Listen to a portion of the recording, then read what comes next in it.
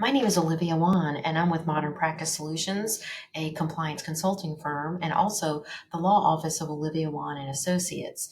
In today's discussion, we are responding to the question, should I classify my temporary or part-time dental hygienist as a 1099 contractor or a W-2 employee? I would refer you to the state's Dental Practice Act. And if the state requires that the dental hygienist work under the supervision of the dentist, then that relationship resembles that of an employer and an employee.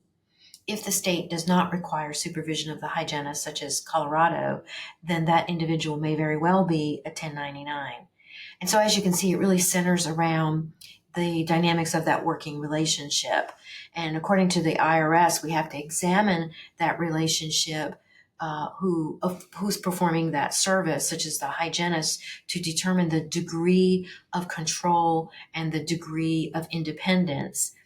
And that would include the behavioral aspect, the financial, and measure that up against the IRS standards. So I'll give you an example. In Tennessee, the dental hygienist must work under the supervision of a dentist, whether that is general, direct, or indirect.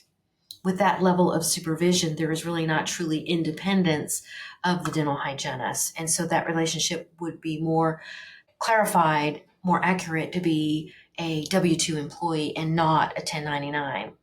If you were being paid as a 1099, that means that the Social Security taxes were not withheld from your compensation, nor was the Social Security taxes being matched. And so that could result in liability with the employer and having to pay those back taxes. Also, keep in mind when you're a 1099 contractor, since wages are not being withheld for tax purposes, you would have to report those wages. And that's why a 1099 form is provided to report to the IRS that those earnings were paid out.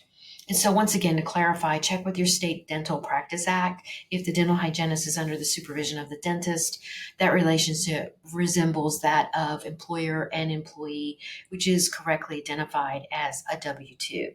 Hope this information is helpful. Thanks for tuning in.